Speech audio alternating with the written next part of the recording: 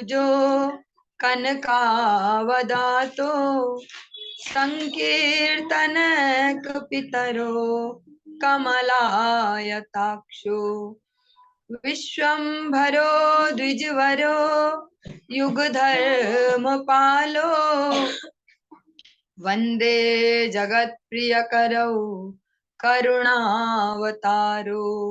हे कृष्ण करुणा सिंधो दीनबंधो जगतपते गोपेश गोपिका कांत राधा कांत नमोस्तुते। तप्त कांचन गौरांगी राधे वृंदावनेश्वरी वृषभानुसुते देवी प्रणमामि हरिप्रिये। भक्त्या विहीना अपराध लक्षय क्षिप्ताश्च कामादितरंग मध्य कृपामयी त्वां शरणं प्रपन्ना वृंदे नुमस्ते चरणारविंदम। जय श्री कृष्ण चैतन्य प्रभु नित्यानंद श्री गदाधर और भक्त वृंद। हरे कृष्णा कृष्ण कृष्ण हरे हरे हरे राम राम राम हरे हरे। सर्वप्रथम भगवान के अभिन्न प्रकाश विग्रह श्री गुरुपाद पद्म पूज्यपाद त्रिदंडी स्वामी भक्ति प्रसाद विष्णु गोस्वामी गुरुदेव महाराज के पावन श्री चरण कमलों में असंख्य कोटि दंडवत ज्ञापित करते हुए उनकी अहेतुकी कृपा प्रार्थना करती हूँ। तत्पश्चात परम गुरुदेव नित्य लीला पृष्ठ शिष्य भक्ति दयित माधव गोस्वामी महाराज परमेष्ठि गुरुदेव जगत गुरु भक्ति सिद्धांत सरस्वती गोस्वामी ठाकुर गुरुपाद व समस्त गुरु परंपरा जय युक्त हो। हम सभी पर अपनी कृपा वर्षण करें जिससे हम उनकी वाणी के वाहक के रूप में अपना परिचय दे पाए। निज कर्ता अभिमान को छोड़ते हुए श्रीमन नित्यानंद प्रभु जययुक्त हो। पंच तत्वात्मा गौर हरि जययुक्त हो। वृंदावन बिहारी ठाकुर जी जययुक्त हो। आज की सायकालीन कक्षा में हम हरिदास ठाकुर जी के जो पावन चरित्र को हम श्रवण कर रहे हैं इसी को ही आज आगे बढ़ाएंगे, कैरी फॉरवर्ड करेंगे। कल हम यहाँ तक पहुंचे कि हरिदास ठाकुर जी भी भक्तों के साथ जगन्नाथपुरी में पहुंचे तो महाप्रभु जाते हैं भक्तों को मिलने के लिए। अलालनाथ से वापस आते हैं महाप्रभु भक्तों के आगमन का समाचार सुन के। तो महाप्रभु सबसे मिलते हैं लेकिन ढूंढते हैं हरिदास ठाकुर को, कहीं तो दिखे मेरा हरिदास। और फिर नहीं दिखते तो भक्तों से पूछते हैं। फिर भक्त बताते हैं कि वो तो रास्ते में ही दंडवत करके लेटे हैं आपके निमित्त। तो भगवान जाके उठाते हैं और गले से लगाते हैं, अपने हृदय से लगाते हैं, आलिंगन करते हैं। फिर हरिदास ठाकुर जी को बोलते हैं कि चलो आप भी चलो जगन्नाथ मंदिर में या तपन मिश्र जी के यहाँ पे, वो काशी मिश्र जी के यहाँ पे। हाँ, तो महाप्रभु कहते हैं वो हरिदास ठाकुर जी कहते हैं कि मैं अस्पृश्य हूँ, मुझे न काशी मिश्र जी के घर में मैं जा सकता हूँ न जगन्नाथ जी के श्री मंदिर में, क्योंकि मुझे छूने से, मुझे दर्शन करने से भक्त लोग भी उनको दोष लगेगा या मेरा दर्शन उनके लायक नहीं है, मैं उनके छूने लायक नहीं हूँ, ऐसे दीनता प्रकट करते हैं। और बोलते मुझे तो कहीं ना एकांत में कोई जगह दे दो या मैं आराम से एकांत में रहूं जिससे भक्तों को भी मेरी वजह से कोई कष्ट ना हो। तो महाप्रभु जी ने उनके लिए बगीचे में व्यवस्था करवाई और जिस जगह पे उनके लिए व्यवस्था करवाई उस जगह को जाना जाता है आजकल सिद्ध वकुल, जिसको हम बोलते हैं, जाके दर्शन भी करते हैं। इसका एक नाम पहले था मुद्रा मठ। सिद्ध वकुल के संबंध में एक कहावत है। पंडा लोग जो जगन्नाथ जी के मंदिर के सेवक हैं, पंडा लोग जगन्नाथ जी के दंत मार्जन के पश्चात दातून किसी विशिष्ट व्यक्ति को प्रसाद रूप में प्रदान करते हैं। सोचिए ठाकुर जी की कैसी सेवा है, ठाकुर जी को भी दांत साफ करवाते हैं मीन्स उनको भी दातून देते नीम की, किलो ठाकुर जी उनके आगे रखते थोड़ी देर, किलो इससे आप दांत साफ करो। हाँ, फिर जब उसको निकालते वहां से लेते हैं तो किसी न किसी विशेष व्यक्ति को उसको दे देते कि आज का ये प्रसाद, दातून प्रसाद आपके लिए।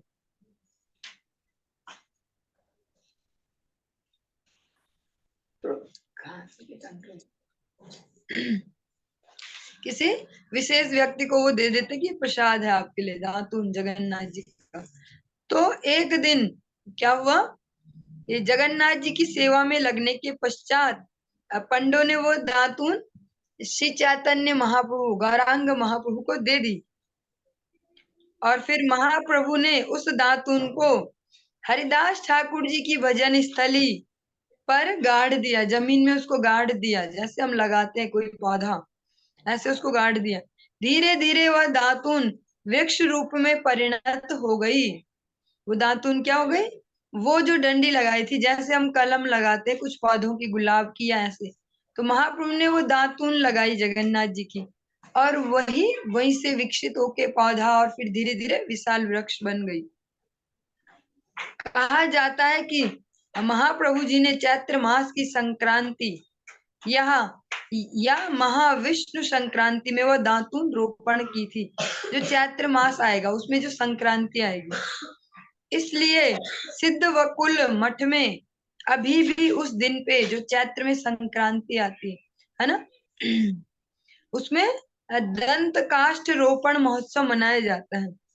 अब बात आई यहाँ पे दातून की, तो मुझे स्मरण हुआ मध्वाचार्य जी, जिस गौड़ीय वैष्णव अभी संप्रदाय में हम सभी हैं, श्री ब्रह्म माध्व गौड़ीय वैष्णव संप्रदाय है ना, तो इसमें जो ब्रह्म लिख शब्द है वो है ब्रह्मा जी का रिप्रेजेंटेटिव, और जिनको हम मध्व बोल रहे हैं वो मध्वाचार्य जी है। मध्वाचार्य जी उनकी क्या विशेषता, उनके लिए कहा जाता है उनके पिताजी काली भक्त हैं, काली उपासक हैं, जो दुर्गा देवी का काली स्वरूप है, हाँ उसके उपासक हैं। और बेटा निकल गया वैष्णव, तो उसको बोलते कि कर प्रणाम कर, यहाँ पे नहीं करते, और बोलते कर प्रणाम कर, यहाँ पे नहीं करते। फिर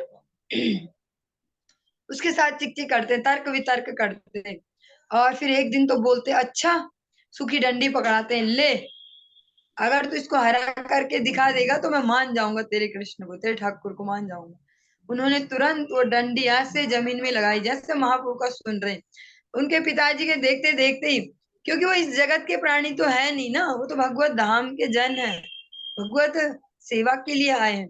गुरुदेव इस दिन बोल भी रहे थे, आप लोगों ने सुना होगा लगभग एक हफ्ते पहले, कि जो ये चारों आचार्य हैं, मध्वाचार्य, रामानुजाचार्य, विष्णु स्वामी और निम्बार्काचार्य, जिनके हम रोज याद देते हैं, चारों आचार्य सामान्य मनुष्य नहीं है। ये कौन है, भगवान विष्णु के जो शंख चक्र गदा पद्म उनका अवतार माने जाते हैं। तो मध्वाचार्य जी ने अपने पिताजी के देखते देखते सूखी लकड़ी लगाई, धीरे धीरे वो हरी भरी हो गई, और देखते देखते सामने एक बड़ा सा पौधा बन के खड़ी हो गई। तो पिताजी भी डर गए, फिर पिताजी भी रास्ते पे आ गए। चलिए, रथ यात्रा के समय श्री हरिदास ठाकुर जी 7 संप्रदायों में से तृतीय संप्रदाय में, जो यहाँ पे अभी संप्रदाय वर्ड बोला जा रहा है वो है टोली से, एक टीम जैसे हम बनाते हैं ना, एक ग्रुप बनाते हैं, यहाँ पे संप्रदाय की मीनिंग वो है। महाप्रभु आप लोगों ने सुना भी था, ये अलग अलग भक्तों के चरित्र में, स्वरूप दामोदर जी के चरित्र में भी सुना था। महाप्रभु 7 टीमें बनवाते हैं, 4 टीमें तो आती हैं कहाँ से, मायापुर धाम की ओर से, और 3 यहाँ, 7 टीम बनती है, 7 टोलियां। वो 7 टीमों में अलग अलग कीर्तनिया, अलग अलग मृदंग बजाने वाले, अलग अलग करताल बजाने वाले, और इस प्रकार से संकीर्तन करते हैं सातों की सातों टोली। और जो तीसरी टोली है वो जगन्नाथ जी के सामने, उस तीसरी टोली में महाप्रभु जी होते स्वयं, और जगन्नाथ जी के रथ के आगे नृत्य करते, जिसमें मूल कीर्तनिया होते थे श्री मुकुंद दत्त। आप लोग आरती में डेली बोलते हैं इस नाम को, संजय मुकुंद वासु घोष आदि गाय। संजय, मुकुंद और वासु घोष, ये तीनों बहुत ही इंपॉर्टेंट, बहुत ही बढ़िया कीर्तनीय है, जो महाप्रभु के भाव को जान के कीर्तन करते हैं। हम जैसे नहीं मन मर्जी का कहीं से पाँव और कहीं से सिर जोड़ा, कहीं से पैर जोड़ा, हो गया कीर्तन। महाप्रभु के ये विशिष्ट कीर्तनीय है, तीनों भाई हैं तीनों। श्री हरिदास ठाकुर जी के माध्यम से महाप्रभु जी ने नाम की महिमा का प्रचार किया। हरिदास ठाकुर जी के माध्यम से श्री हरि नाम का प्रचार किया, उन्हें नाम का आचार्य बनाए, अब नाम की शिक्षा दो। क्योंकि जब स्पेशलाइजेशन होता है ना किसी उसमें स्पेशल सब्जेक्ट में, वैसे हरिदास ठाकुर जी का नाम में, भगवान के नाम में, जो हम तीनों के नाम सुने, संजय, मुकुंद, वासुघोष, इनका कीर्तन में स्पेशलाइजेशन। ऐसे अलग अलग भक्तों का, किसी का कथा में होता है, किसी का कीर्तन में, किसी का मृदंग में, इसी प्रकार से। एक दिन दुर्गति जीवों के लिए अत्यंत दुखी होकर महाप्रभु जी सिद्ध वकुल में आकर हरिदास ठाकुर जी से बोले। एक दिन एक दिन मन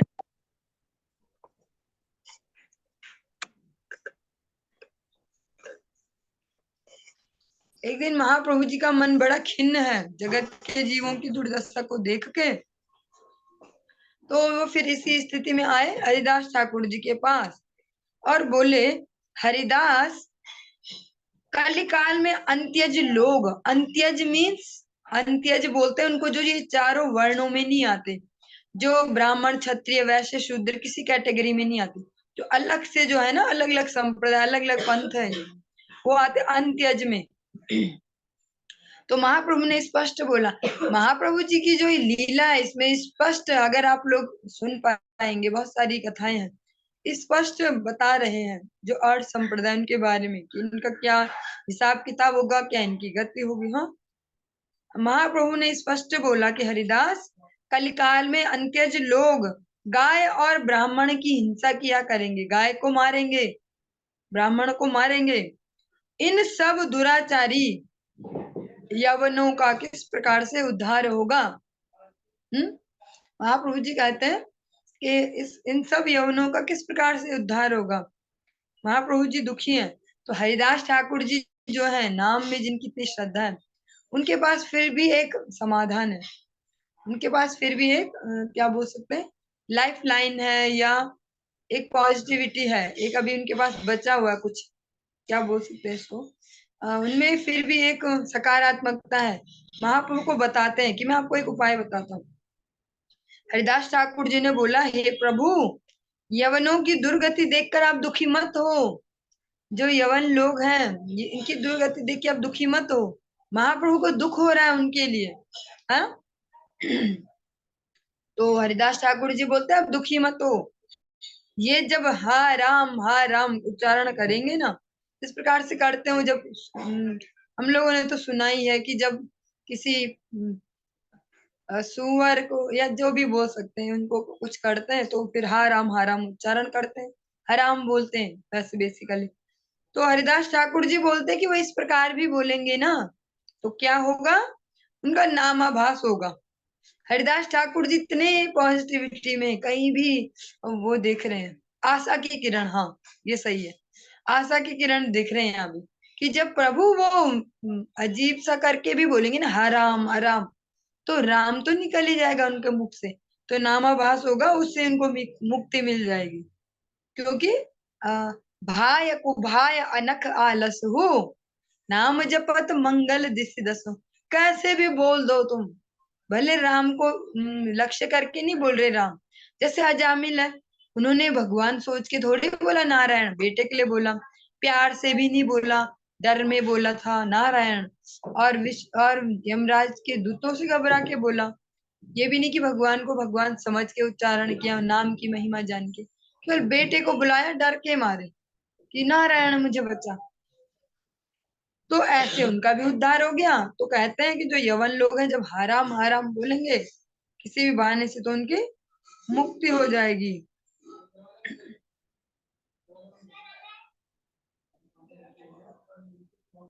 अब इसमें भक्ति विनोद ठाकुर जी का एक एग्जाम्पल दे रखा है, भक्ति विनोद ठाकुर जी के किसी ग्रंथ से दिया होगा शायद, जो इस ग्रंथ के संकलन करता है नित्य लीला पर श्री भक्ति वल्लभ तीर्थ गोस्वामी महाराज जी, उन्होंने इसको यहाँ पे एग्जाम्पल के तौर पे दिया है कि वन में जाते हुए एक यवन को जंगली सुअर ने दांतों द्वारा आघात किया, दांतों से मारा, तो उसने घृणा से, उसको घिन आई, उसने घृणा से बोला हराम हराम और प्राण त्याग दिए, वो मर गया।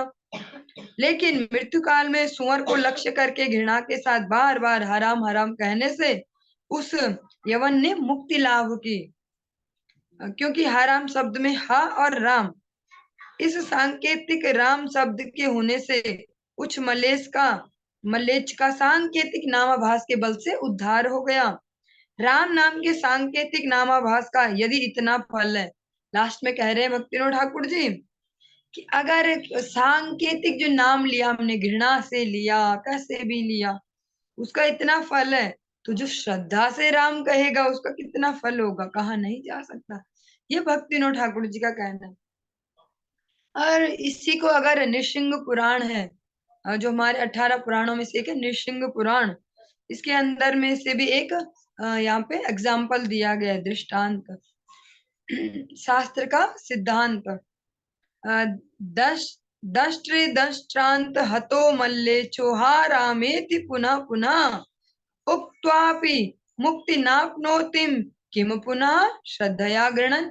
जो अभी आपको मैंने मीनिंग सुनाई, ये जो दृष्टांत सुना कि एक बार ऐसे हुआ कोई मुस्लिम कोई यवन, इस प्रकार से, ये नृसिंह पुराण से लिया गया है, नृसिंह पुराण में ये उल्लेख है।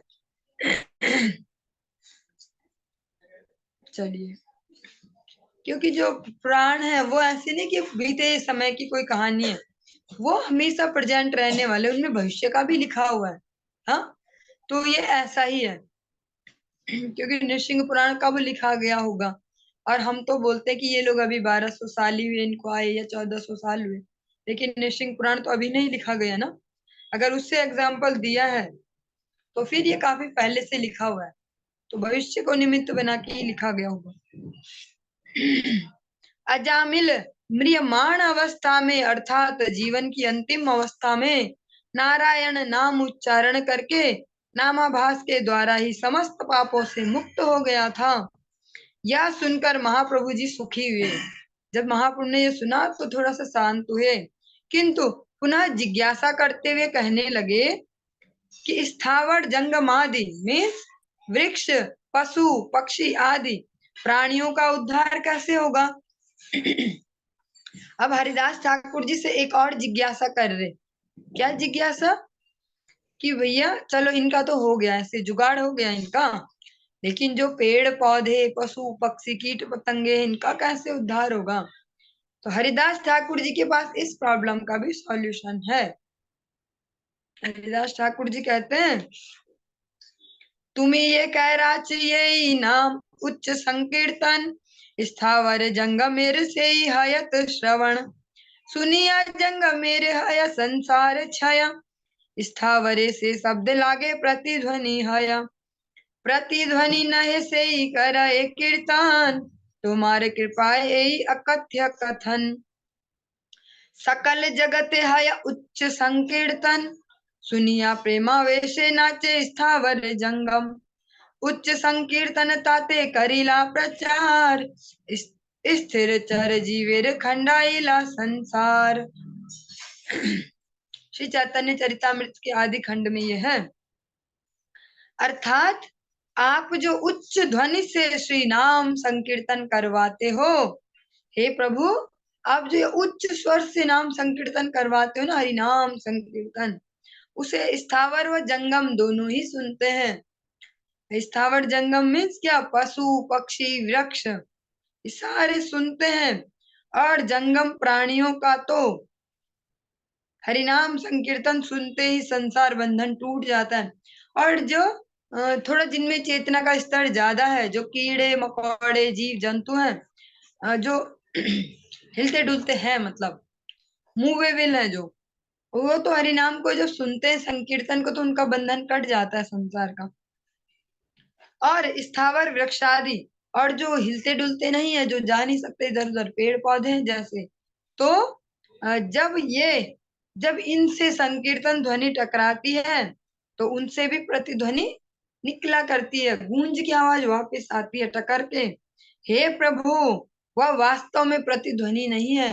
हरिदास ठाकुर जी बोलते हैं ये ऐसा नहीं है कि उनसे टकरा के वापस आई, ये तो वह तो उन स्थावरों द्वारा अनुकीर्तन ही है, ये तो उनके द्वारा दोबारा उसको रिपीट किया जा रहा है। ऐसा नहीं कि गूंज रही आवाज, वो गा रहे हैं दोबारा, ये आवाज है। आपकी कृपा यह न कहने वाली बात भी मैंने कह दी, आपकी कृपा से। और भक्तों का जो सच में समझते हैं कि हम भगवान के दास हैं, उनकी एक विशेषता है, कभी खुद में अभिमान नहीं करेंगे हम बोल रहे हैं, ये हमने बोला, हमने दिया ये विचार। हरिदास ठाकुर जी क्या बोल रहे, आपकी कृपा से मैंने ये बोला है प्रभु, आपने जगत में जिस उच्च संकीर्तन का प्रचार किया है उसके द्वारा आपने तमाम मतलब सारे जीवों को संसार से छुटकारा दिलवा दिया है। इसीलिए जो संकीर्तन है उसकी अत्यंत महिमा है।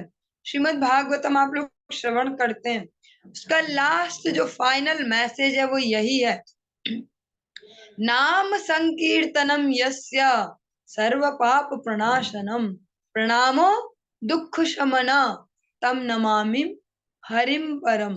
नाम संकीर्तनम, नाम संकीर्तन ही श्री भागवतम का फाइनल मैसेज है, जो फाइनल कंक्लूजन है। क्योंकि इस युग में स्पेशली कलयुग के लिए श्रीमद् भागवतम अवतरित हुई, स्पेशली अन्य समय में भी थी, लेकिन जो उसका स्पेशल हुआ है वो कलयुग में है। तो इसलिए कलयुग के युग धर्म को ही भागवतम स्थापित करता है, नाम संकीर्तन। और इस युग धर्म को प्रचार किया श्री चैतन्य महाप्रभु ने, और किसी ने इसको प्रचार नहीं किया है, न तो भगवान कृष्ण ने, न राम जी ने, नरसिंह भगवान ने, वराह भगवान, कूर्म भगवान, कोई भगवान नहीं करते, कल के भगवान भी नहीं करेंगे।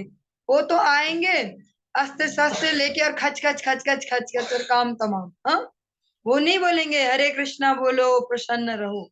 ये महाप्रभु ने किया, क्योंकि वही युगावतार है वास्तव में, जिन्होंने युग धर्म को संस्थापन किया। और सारे ग्रंथ सारे पंथ एक मत से कहते हैं कि कलयुग का एक ही युग धर्म है, श्री हरिनाम संकीर्तन। और महाप्रभु जी एकमात्र ऐसे हैं जिन्होंने इस नाम संकीर्तन को स्टैब्लिश किया, इसको प्रचार किया, जगत में स्थापित किया। एक दिन सिद्ध वकुल में हरिदास जी द्वारा सनातन गोस्वामी जी की महिमा कीर्तन करने पर सनातन गोस्वामी जी ने हरिदास जी की महिमा बोलते हुए कहा, और भक्त कभी अपनी महिमा को, जो उनका गुणगान किया जाए, उसको तुरंत तो स्वीकार नहीं करते।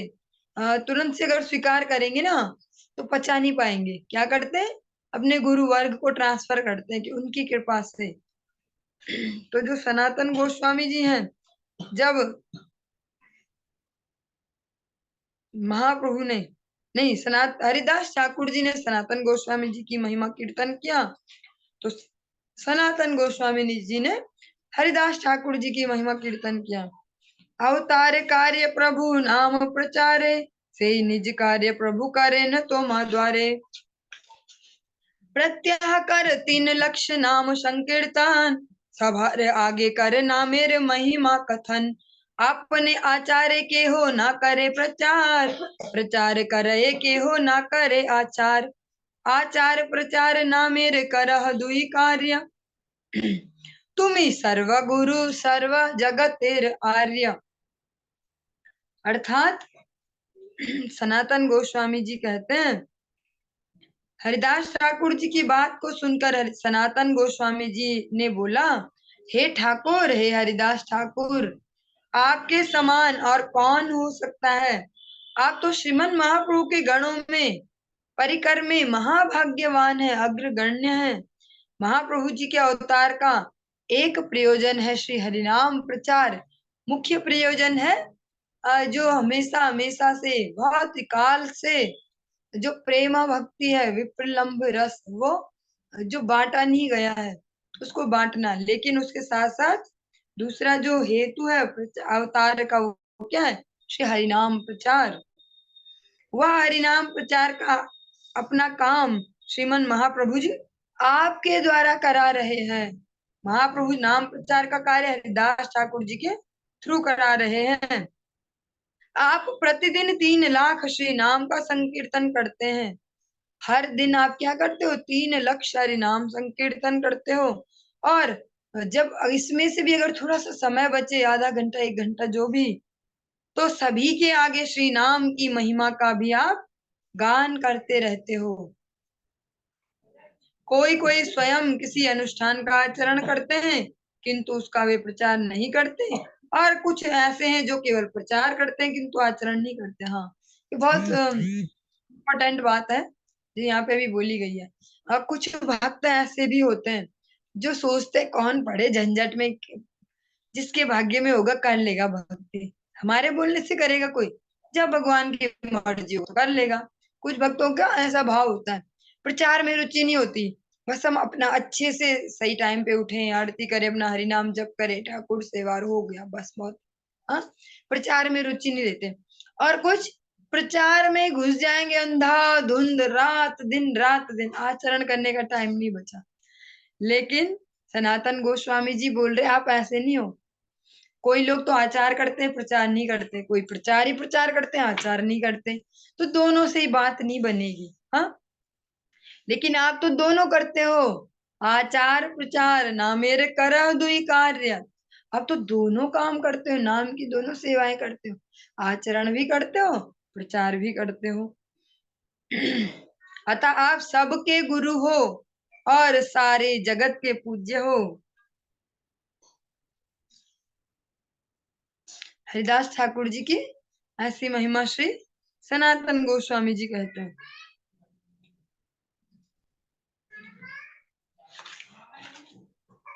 चलिए, हरिदास ठाकुर जी की जो अंतर ध्यान लीला है उसको अब हम थोड़ा श्रवण करते हैं।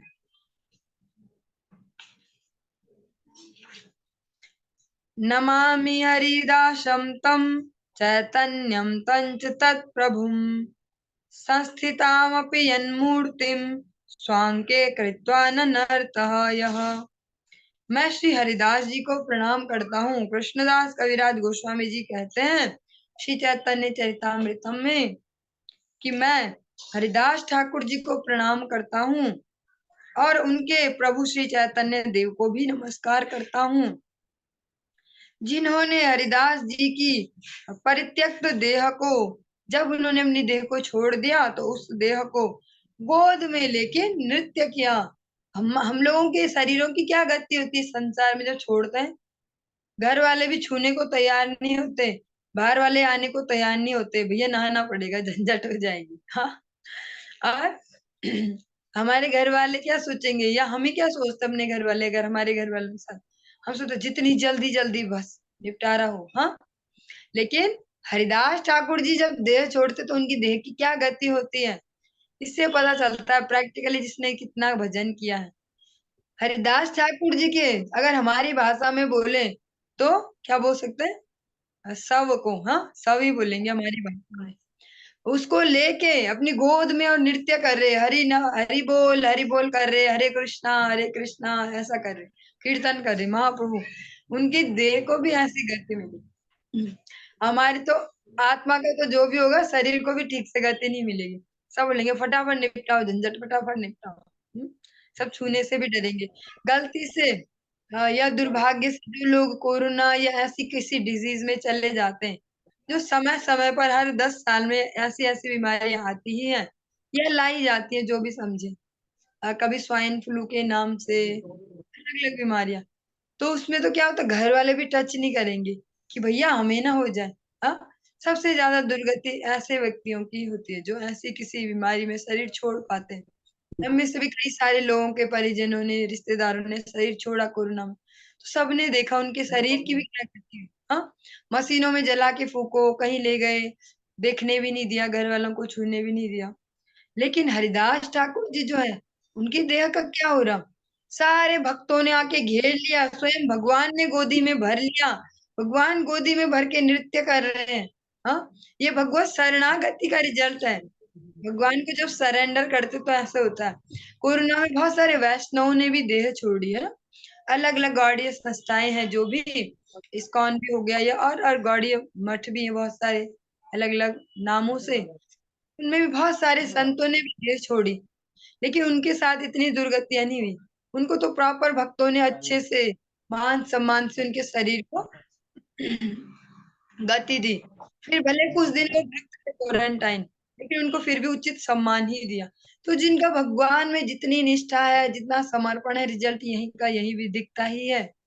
आत्मा की तो जो भी गति होगी, पर शरीर की गति से भी समझ पाते हैं। हाँ, तो अगर इसीलिए हाँ, इसमें एक चीज ऐड करना चाहूंगी, कथा तो हम आगे बढ़ा ही लेंगे, कि एक बहुत ही इम्पोर्टेंट बात है कि इस जगत में ना सहना बहुत जरूरी है। सहन शक्ति, क्यों कहा जाता है कि या तो आप भगवान माया को सहो, माया देवी को सहो, या भक्तों, किसी न किसी को तो सहना ही पड़ेगा। किसी का ऑडियो खोला देखो, किसी न किसी को सहना पड़ेगा, या तो माया देवी को सहे, ऑफ कर दीजिए, चलो हो गया, या तो भक्तों को सह लीजिए या माया देवी को सह लीजिए। माया देवी को सहेंगे, भक्तों को नहीं सहेंगे, तो क्या होगा, लास्ट में कोई तुलसी दल मुंह में डालने वाला नहीं होगा, कोई कीर्तन सुनाने वाला नहीं होगा, कोई नहीं बोलेगा हमें जबरदस्ती हरि बोल बोलो, राधे राधे बोलो, हरे कृष्णा बोलो, कोई हमारे आसपास कीर्तन नहीं कर रहा होगा। लेकिन अगर हमने भक्तों को सह लिया, झेल लिया, तो हमें लगता है कि हम झेल रहे हैं, हाँ, भक्तों की डांट खा ली, उनको सह लिया, जो जो भी बोल रहे कर लिया, तो क्या होगा, वो अंत समय में हमें गंगा जल, यमुना जल, राधा कुंड का जल कुछ तो डाल ही देंगे ना मुंह में एक चम्मच, और हरिनाम भी सुनाएंगे। उसके बाद शरीर को भी अच्छे से विदा करेंगे, तिलक करा के और तुलसी जी दे के, हाँ, तो बहुत अच्छे से प्रॉपर। तो इसलिए भक्तों को सहना बहुत जरूरी है। भक्तों को नहीं सहेंगे तो हर प्रकार से दुर्गति होगी। तो भक्ति में बहुत सारी सेंसिटिविटी चाहिए। आगे चलते हुए इन्वेस्टमेंट है ये जीवन, जो है ना, आगे के लिए इन्वेस्टमेंट है। हर दिन भी बढ़िया जाएगा और आगे भी और बेहतर होते जाएगा, अगर हम इसकी बारीकियां सीखते जाएं। हरिदास ठाकुर जी ने वृद्ध हो जाने के कारण, संख्या पूर्वक नाम कीर्तन न कर पा सकने के कारण, गोविंद के द्वारा लाए हुए महाप्रसाद को पहले तो सेवन करने में अनिच्छा प्रकट की, परंतु बाद में यह सोचकर कि महाप्रसाद की अवज्ञा करना उचित नहीं है, प्रसाद का एक कण ग्रहण कर लिया।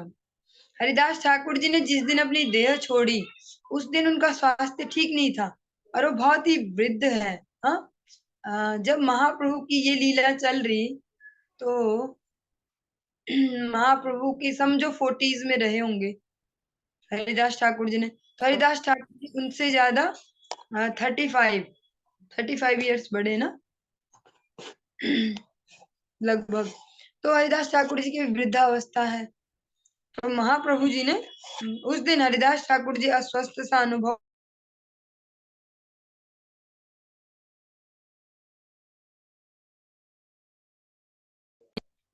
हाँ, हरिदास ठाकुर जी महाप्रभु से 35 साल बड़े। आ, तो उस दिन उनका नाम जब पूरा नहीं हुआ, फिर उनकी जो संख्या वो पूरी नहीं हुई, तो मन भी खिन्न सा है। और जो महाप्रभु के सेवक हैं गोविंद, वो जगन्नाथ जी का प्रसाद लेके आए, अन्न प्रसाद, पर पहले उन्होंने मना कर दिया कि अभी नाम जप नहीं हुआ। फिर सोचता है, अरे ये महाप्रसाद का अपमान होगा, हाँ, प्रसाद के प्रति अपराध होगा, तो फिर थोड़ा सा एक कण लेके उसका सम्मान कर दिया कि चलो हो गया, प्रसाद पा लिया। महाप्रभु जी ने स्नेहाविष्ट होकर अप्राकृत सिद्ध दे हरिदास जी को साधन में अधिक आग्रह न करके हरिनाम की संख्या को थोड़ा घटाने के लिए कहा। महाप्रभु जी ने बोला प्रेम से, जैसे हम करते हैं ना, बच्चों को देखते हैं, एग्जाम भी चल रहे लेकिन ये रात को भी देर तक सोया तो सुबह जल्दी नहीं उठाना, हाँ, हमारी माता जी ऐसा ही करती थी। और तो फिर हम गुस्सा भी करते थे कि भैया ऐसा क्यों, हमको तो उठना था जल्दी। तो फिर अरे देर तक पढ़ाई करी, देर तक पढ़ाई करी। तो ऐसे ही महाप्रभु जी भी ऐसे ही प्रेम से युक्त होके स्नेह के वशीभूत बोलते हैं कि ठाकुर थोड़ा सा कम कर दो नाम जप को, है ना, अब आप वृद्ध हो गए, शरीर साथ नहीं दे रहा, थोड़ा कम करो अब नाम जप। तो हरिदास ठाकुर जी समझ गए कि अब तो महाप्रभु जाने वाले हैं ना, लीला संवरण करके, तो सोचते कि इनके बाद में क्या करूं यहाँ, इसलिए मुझे पहले जाना है, मुझे इनसे पहले जाना है। तो महाप्रभु जी को बोला कि महाप्रभु मुझे आपसे पहले जाना है, मैं आपका विरह नहीं झेल पाऊंगा, मैं नहीं रहना चाहता आपके बगैर यहाँ, मुझे आपसे पहले जाना है। और भक्त विरह में व्याकुल होने पर भी भक्त वत्सल महाप्रभु जी ने उनकी इच्छा को पूरी करने की सम्मति दे दी। महाप्रभु को दुख भी हो रहा है, कैसे बोल दे अपने इतने प्रियजन को कि तू जा ले। कोई हमसे पूछेगा, हमारा प्रियजन जिसको हम प्रेम करते हो, कि मैं जाऊं ये दुनिया छोड़ के, तो हम हाँ बोलेंगे क्या? तो महाप्रभु कैसे बोले हाँ? लेकिन हरिदास ठाकुर जी की स्थिति को समझते हुए, उनके दुख को समझते हुए महाप्रभु ने अपने गीले नेत्रों से उनको सम्मति दे दी कि ठीक है। हरिदास ठाकुर जी ने श्रीमन महाप्रभु जी को अपने सम्मुख रख के दोनों नेत्रों से उनका मुख कमल दर्शन करते करते हृदय में महाप्रभु जी के पाद पद्मों को धारण करते हुए अश्रुसिक्त नयनों से अश्रुसिक्त नयनों से उनके आंसू भरे पड़े हैं नैनों में, महाप्रभु के दर्शन करते करते म्यूट ऑल कर दो थोड़ी देर। उनके महाप्रभु के मुख कमल को दर्शन कर रहे हैं और अश्रुपूरित नयन है, महाप्रभु की गोदी में है और हृदय में महाप्रभु जी के पाद पद्म धारण करते हुए श्री कृष्ण चैतन्य नाम उच्चारण करते हुए भीष्म जी के समान निर्याण प्राप्त किया। जिस प्रकार से भीष्म पितामह ने भगवान कृष्ण के दर्शन करते करते अपनी मति को उनके चरणों में समर्पित करके देह छोड़ी, इसी प्रकार से जो हरिदास ठाकुर जी हैं वो भी महाप्रभु की गोदी में महाप्रभु को देखते हुए और अश्रुपूरित जिनके नयन है, नयन भरे पड़े हैं अश्रुओं से, और श्री कृष्ण चैतन्य ऐसा कह के हरि बोल अपने शरीर को छोड़ दिया। भक्तों के संकीर्तन में मत्त हो जाने पर महाप्रभु जी प्रेम विवल होकर हरिदास जी के शरीर को गोद में उठाकर नृत्य करने लगे। और ये नहीं हुआ कि वो गए तो सब रोना धोना चालू हो गया, जैसे दुनियादारी में देखते हैं हम, सब हु हा इस प्रकार से करने लगते, रोना धोना। हाँ, और कई कई जगह तो ये परंपरा ही बना दी गई कि रोना जरूरी है। घर वालों को रोना नहीं आ रहा भले ही, लेकिन खरीद के लाएंगे, जिनको क्या बोलते हैं रुदाली, हाँ ऐसा कुछ। और वो भी व्यवस्थाएं कहीं कहीं उनको बुलाएंगे रोने के लिए। लेकिन भक्तों के साथ ऐसा नहीं, जो भक्त जब जाते हैं तो रोना धोना नहीं किया जाता। ब्रज मंडल में क्या होता है, अभी भी कोई ब्रजवासी अगर शरीर छोड़ते हैं तो अन्य ब्रजवासी रोने नहीं लग जाएंगे, रोने रोएंगे भी तो क्या है, रोएंगे राधे राधे। उनका राधा रानी से ही सब होता है, खुशी भी है तो राधे राधे, दुख भी है तो राधे राधे, ऐसा रोएंगे। हाँ, तो ये रोना तो बढ़िया भी हुआ ना। तो ऐसे हरिदास ठाकुर जी ने जब देह छोड़ी तो सारे भक्त जो है वो संकीर्तन में मत्त हो गए और महाप्रभु ने भी प्रेम विवल होकर हरिदास ठाकुर जी के शरीर को, देह को ऐसे गोदी में भर लिया और नृत्य करने लगे। तत्पश्चात भक्तों के द्वारा हरिदास ठाकुर जी के शरीर को समुद्र तट पर लाया गया व समुद्र के जल से उन्हें स्नान करवाया गया। और फिर जो पुरी में समुद्र है वहां पे लाए, स्नान करवाया और वहीं पे उनके लिए समाधि बनाई, समाधि का वो किया गया, तो उसको खोदन का कार्य किया गया। महाप्रभु जी ने स्वयं अपने हाथों से उसमें बालू अर्पण की। इस प्रकार से श्री हरिदास ठाकुर जी को समाधिस्थ करने का कार्य संपन्न हुआ। श्री हरिदास जी के श्री अंगों का स्पर्श प्राप्त करके समुद्र भी महातीर्थ बन गया। हरिदास ठाकुर जी के अंगों को स्पर्श करके समुद्र भी महातीर्थ बन गया। श्रीमन महाप्रभु जी ने हरिदास जी की समाधि पीठ की परिक्रमा करके उनके विरह उत्सव के लिए स्वयं भिक्षा की। महाप्रभु ने स्वयं भिक्षा की उनके लिए, जो जगत के पालनहार है, स्वयं भिखारी बनके।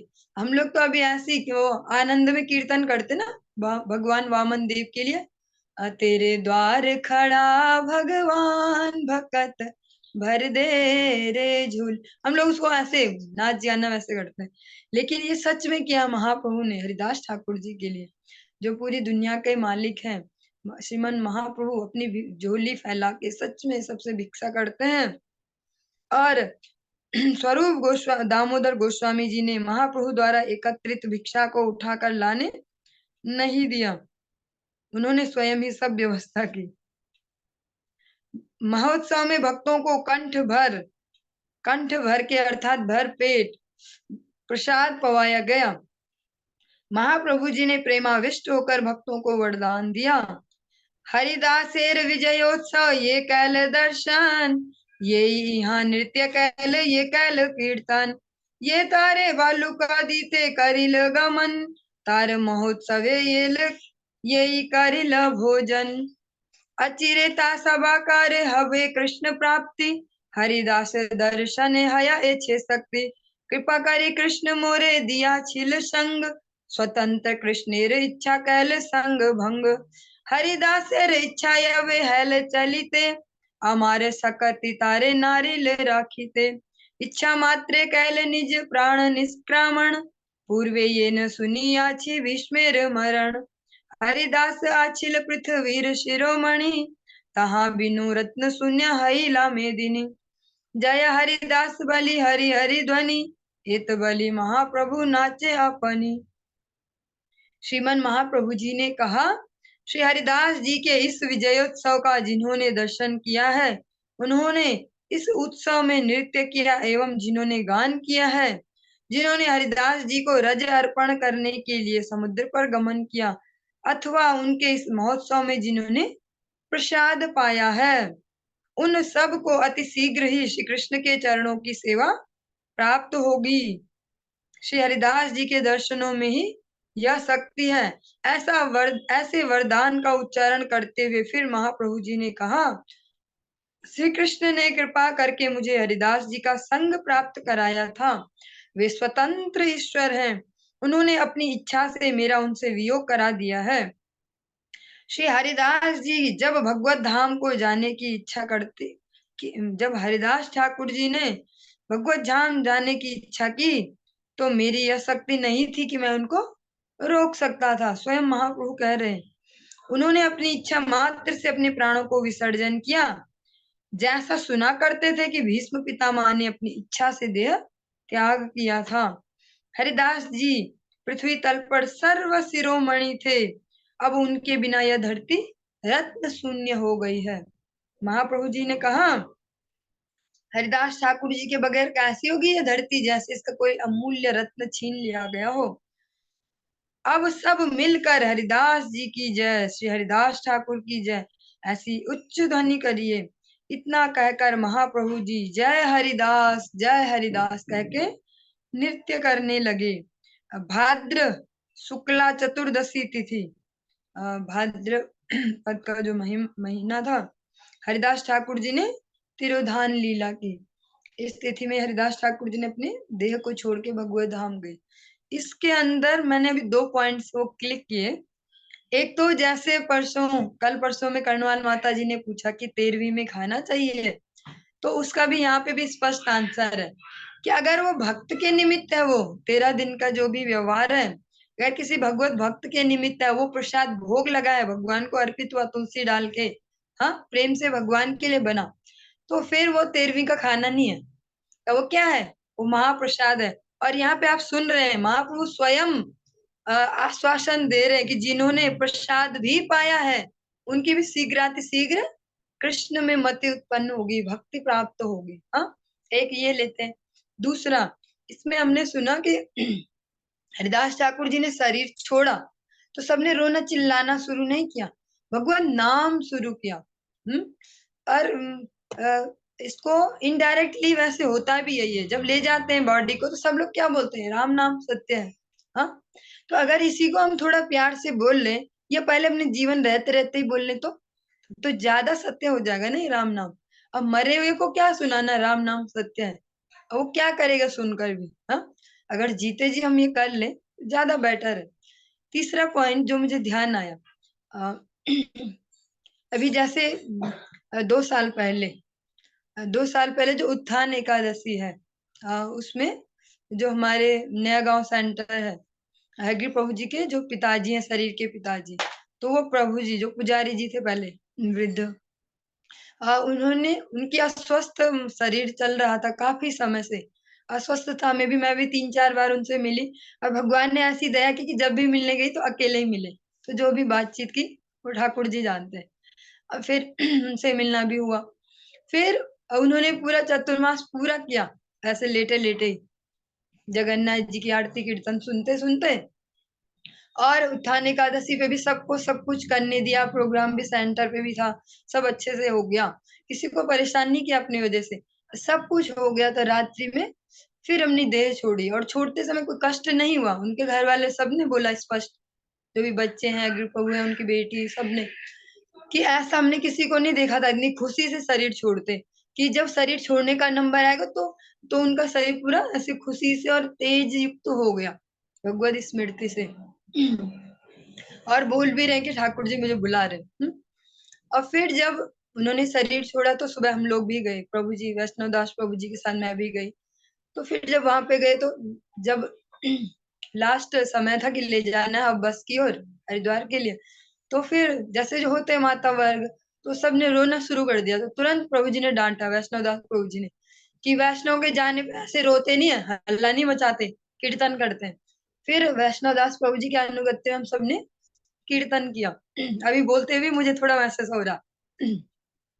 और फिर जैसे बोलते हैं शव यात्रा उसमें महिलाएं नहीं जाएंगी, लेकिन प्रभु जी के जब जाए उनकी विदाई में हम सभी भी गए नीचे तक, जहाँ से रथ यात्रा प्रारंभ हुई थी, जहाँ से बस में ले जाना था, तो वहां तक हम सब भी गए, बहुत सारी माता जी लोग, और कीर्तन करते करते।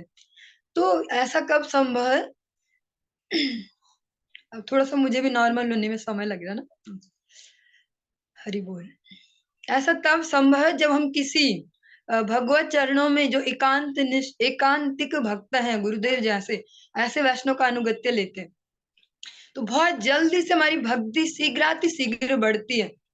सही प्रकार से अगर फॉलो कर रहे हैं, ईमानदारी से अनुगत्य कर रहे हैं, क्योंकि उनको तो ज्यादा साल भी नहीं हुए थे पुजारी जी को, और अवस्था भी बड़ी थी, बहुत देर में गुरु पदाश्रय हुआ, इस उम्र में तो समझना ही मुश्किल है।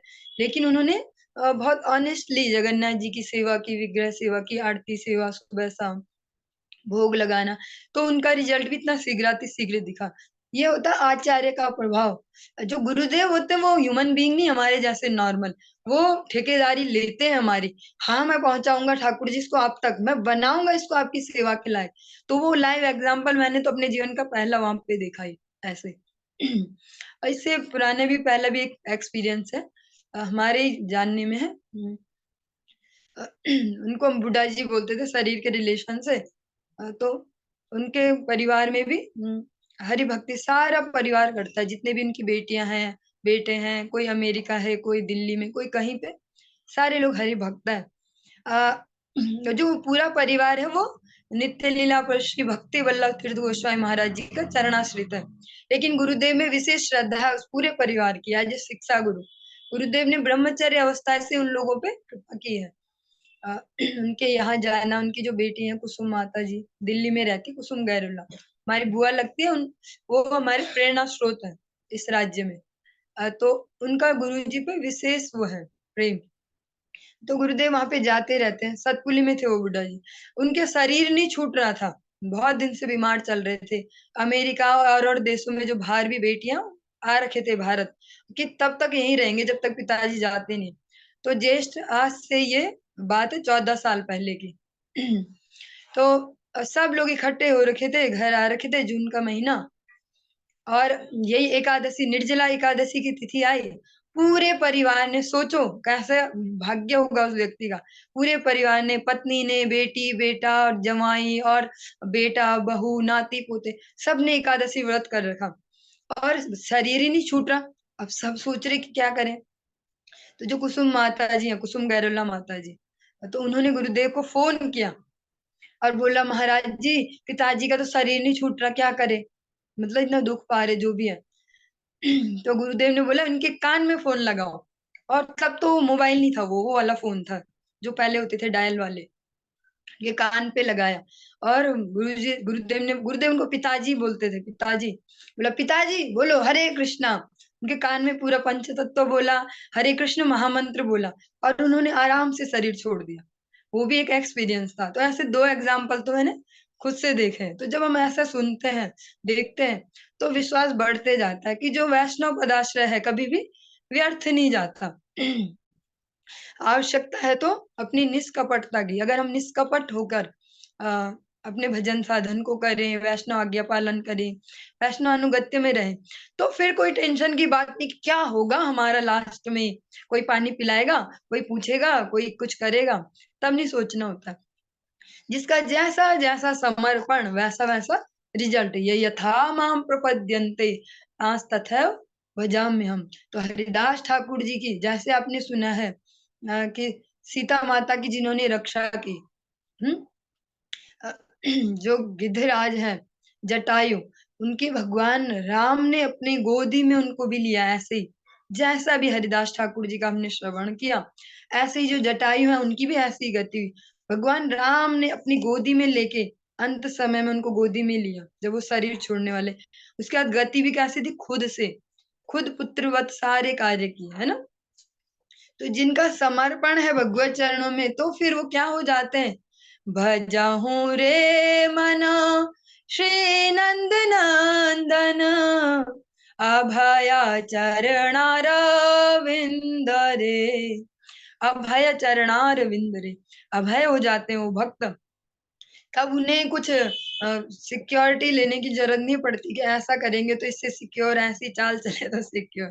वो भगवान के शरणागत हो जाते हैं। ठाकुर जी जैसा आप रखें, भक्ति विनोद ठाकुर जी स्पष्ट कहते हैं, मार भी राख भी इच्छा जो तुहार नित्य दास प्रति तुया अधिकार। जैसी गति देनी हो, और फिर जैसी तैसी तो नहीं होती, आज तक देखा तो नहीं किसी जैसी तैसी होती किसी भक्त की। अगर भगवान के चरणों में, अपने गुरु वैष्णवों के चरणों में निष्कपट शरणागति है, कंडीशन एक ही है, निष्कपटता, निष्कपट शरणागति है, तो अभय चरणार विंदरे। चलिए इसी के साथ आज की कक्षा को विराम देंगे। वांछा कल्पतरुभ्यश्च कृपा सिंधुभ्यैव च पतितानां पावनेभ्यो वैष्णवेभ्यो नमो नमः। हरे